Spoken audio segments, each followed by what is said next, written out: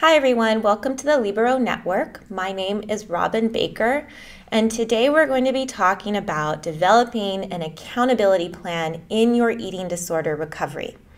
So first off, I want to say, this is a really important step. Having someone hold you accountable for what you're planning to take on or the actions you're going to do or not do when you first get into recovery from your eating disorder is extremely important for many reasons. And I think for the most important reason is that it keeps you honest. It keeps you honest with yourself, and it keeps you honest in your recovery. So one of the biggest reasons why accountability is so important, not just in eating disorder recovery, it could be in any area of your life where you want to grow, where you want to become better at something or a better person, is that having someone hold you accountable pushes you out of your comfort zone.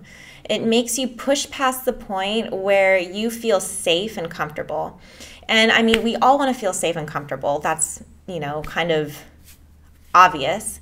However, the only time you truly grow in recovery as a person is when you are pushed out of that comfort zone. And many times, having someone to hold you accountable is really what it takes.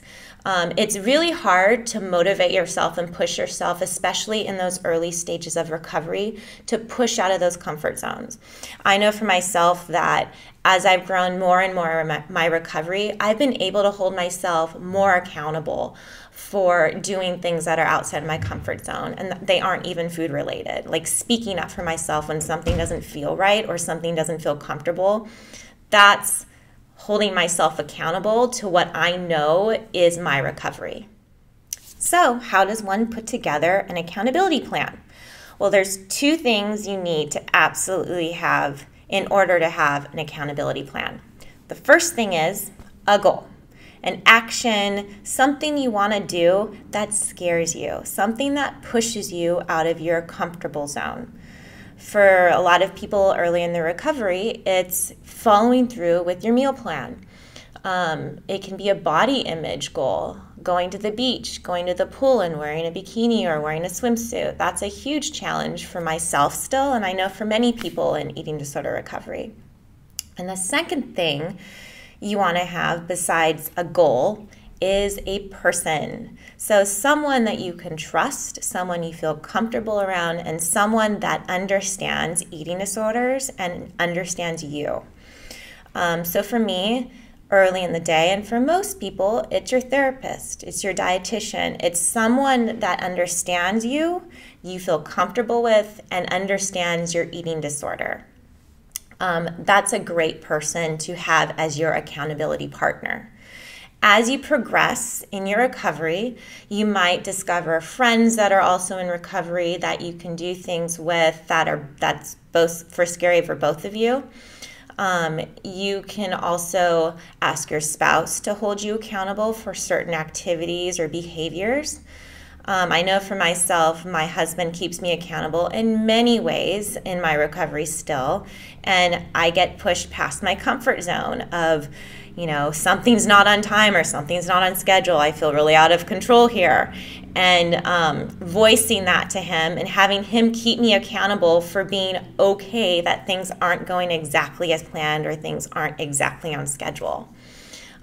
So this person that you choose to be your accountability partner is someone you really have to trust, and someone that is not going to be easily hurt if you get upset at them or pissed or angry, because most of the time, let's face it, that's our eating disorder getting mad at them because we're uncomfortable or we don't feel safe.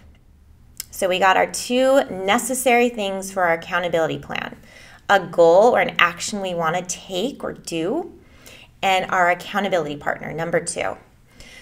The overriding thing that trumps both of these and anything in your eating disorder recovery is honesty. So you can tell your accountability partner, your therapist, your dietitian all day that you're following through on all of these goals or you're doing all these things.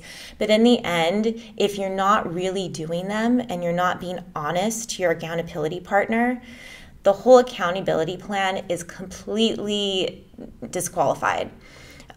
Being honest to your accountability partner and to yourself is absolutely hands down number one if you want to have an accountability plan and you want to make it work for you in your recovery. If you cannot be honest with yourself and honest in your recovery, then there is no point in even having an accountability plan. And I know that sounds really harsh and kind of strong, but it's the absolute hands down truth. I myself was in, I call it pseudo recovery for, I don't know, 7 years, 8 years, where I was already out of my inpatient treatment for the first time. I was seeing my therapist, I was seeing my dietitian. I was going through the motions and telling them I was doing certain things to hold me accountable and to pretend like I was really going through all of these challenging things, when in reality, I was not doing any of them. And it hurt me, and it made my eating disorder even stronger when I lied to them, because that was my eating disorder telling me to hold on to it and not let go. And I wasn't stepping out of my comfort zone. So the number one thing in an accountability plan is completely being honest with yourself and honest with your accountability partner. So the last thing I'm going to leave you with is that even though accountability in recovery can be really, really scary and really uncomfortable, just know that when you do something that makes you uncomfortable and is scary and someone's holding you accountable for it, you are in your recovery. You are acting in your recovery, and you are being stronger than your eating disorder. It's really important, but it's also extremely scary. So I encourage you all to be brave, be bold, hold yourself accountable if you're past that point of having someone else hold you accountable, but also reach out to those that you feel safe with to hold you accountable. Set goals with yourself and voice them to other people. So thanks for joining me, and I hope to see you soon. Bye.